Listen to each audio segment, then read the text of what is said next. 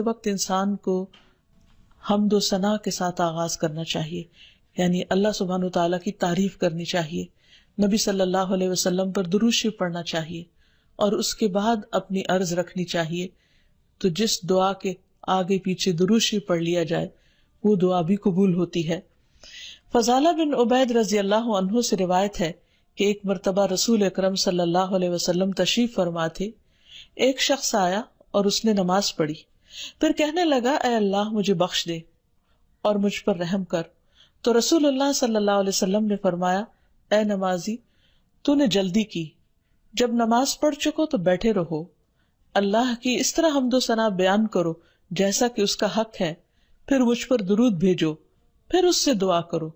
یعنی یہ دعا مانگنے کا ادب اور سلیقہ ہے۔ پھر اسی طرح یہ ہے کہ انسان کی دعاؤں کی قبولیت میں بعض اوقات اس کے گناہ حائل ہوتے ہیں، اور جب انسان استغفار کرتا ہے، توبہ کرتا ہے تو دروازے کھل جاتے ہیں۔ اسی لیے انسان جب دعا کرے تو اس کے ساتھ ساتھ اپنے رب سے توبہ اور استغفار کرے۔ پھر اسی طرح دعا کرنے کے ادب میں سے ایک چیز یہ بھی ہے کہ انسان جب دعا کرنا شروع کرے تو سب سے پہلے اپنے لیے دعا کرے، پھر اپنے قریبی لوگوں کے لیے دعا کرے، اور پھر تمام لوگوں کے لیے دعا کرے۔ کہ بعض اوقات ہم سمجھتے ہیں ہماری دعا قبول نہیں ہوئی، اور شیطان کا کام یہ ہوتا ہے کہ وہ بندے کے دل میں مایوسی پیدا کرے۔ جب بھی انسان کے دل میں ایسا خیال آئے کہ اس کی دعا قبول نہیں ہوئی تو اسے ہمیشہ یاد رکھنا چاہیے کہ رسول اللہ صلی اللہ علیہ وسلم نے قبولیت دعا کے مختلف قسمیں یا طریقے بتائے ہیں۔ ایک تو یہ کہ جو کچھ انسان مانگتا ہے اس کو وہ مل جائے، یا پھر یہ کہ وہ تو نہ ملے لیکن اس کے برعکس اس کے بدلے میں اس کی کسی مصیبت یا مشکل کو اس سے دور کر دیا جائے یا آنے سے روک دیا جائے۔ تیسری صورت یہ کہ دنیا میں تو انسان کو اس دعا کے صلے میں کچھ نہ ملے، لیکن قیامت کے دن وہ تمام دعائیں اس کے اعمال نامے میں شامل کر کے اسے ان کا بہترین بدلہ یا جزا دی جائے۔ ایسی صورت میں جو تیسری صورت ہے، اگرچہ دنیا کے اعتبار سے ایک مشکل صورتحال ہے، لیکن قیامت کے دن بندہ جب اپنی دعاؤں کا صلہ دیکھے گا، اس عبادت کی جزا پائے گا وہاں پر، تو اس وقت تمنا کرے گا کہ اے کاش دنیا میں میری کوئی دعا بھی قبول نہ ہوتی۔ لیکن دعا کی قبولیت کے لیے پھر کچھ شرائط ہیں۔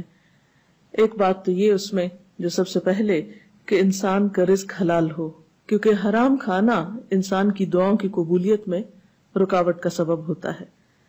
پھر اسی طرح جب انسان اللہ سے دعا مانگے تو اس وقت بہت توجہ کے ساتھ دعا کرے، کیونکہ حدیث میں آتا ہے کہ اللہ سبحانہ وتعالی غافل دل کی دعا قبول نہیں کرتے۔ یعنی ایک انسان مانگ رہا ہے لیکن اس کو پتہ ہی نہیں کہ وہ کیا مانگ رہا ہے، صرف رٹے رٹائے کچھ لفظ زبان سے نکال رہا ہے،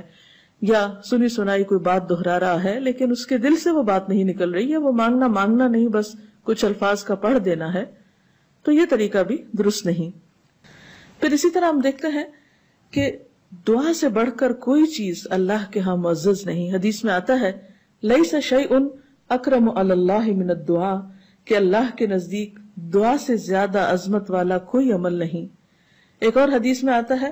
ولا يرد القضاء الا الدعاء ولا يزيد في العمر الا البر، کہ تقدیر کو دعا کے علاوہ کوئی چیز نہیں بدل سکتی۔ یعنی انسان کی جو تقدیر ہے، جو لکھی ہوئی ہے،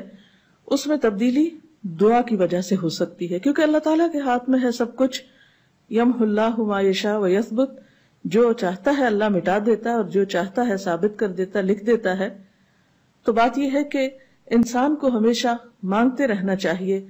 اور پورے جزم کے ساتھ، ارادے اور عزم کے ساتھ مانگنا چاہیے۔ کبھی یہ نہیں کہنا چاہیے کہ اگر تو چاہے تو قبول کر لے، نہیں چاہے تو نہ کرے، نہیں۔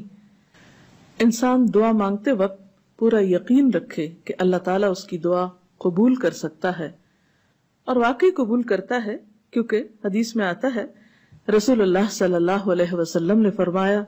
ان ربکم حی کریم یستحیی من عبدہ اذا رفع یدیہ الیہ فیردہما صفرا، تمہارا رب بڑا حیا کرنے والا اور سخی ہے، جب بندہ اس کے حضور ہاتھ اٹھاتا ہے تو انہیں خالی لوٹاتے ہوئے اسے شرم آتی ہے۔ یعنی اللہ تعالیٰ جو مالک الملک ہے، تمام خزانے اس کے ہاتھ میں ہیں، وَلِلَّهِ خَزَائِنُ السَّمَاوَاتِ وَالْأَرْضِ، آسمان و زمین کے سارے خزانوں کی کنجیاں اس کے پاس ہیں، ان کا مالک وہ ہے۔ لہٰذا ایسا نہیں کہ کبھی انسان کی دعا قبول نہ ہو، تو اس کا سبب یہ ہو خدا نخواستہ کہ وہ دینے پہ قادر نہیں وہ دیتا ہے اور وہ خالی ہاتھ نہیں لوٹاتا بندے کو، بس صرف فرق یہ ہے کہ قبولیت کے کئی طریقے ہو سکتے ہیں. اور خاص طور پر اگر بندہ مانگتا نہیں ہے تو یہ چیز اس کو ناپسند ہے، اس پر وہ ناراض ہوتا ہے، کیونکہ اللہ بندے سے یہ چاہتا ہے کہ بندہ اپنے رب کا شکر ادا کرتا رہے، اس سے مانگتا رہے، کیونکہ اللہ نے بندوں کو اپنی عبادت کے لیے پیدا کیا ہے. اگر بندے سب نعمتیں اس سے پا کر اس سے بے نیاز ہو جائیں تو یہ چیز اللہ تعالیٰ کو پسند نہیں.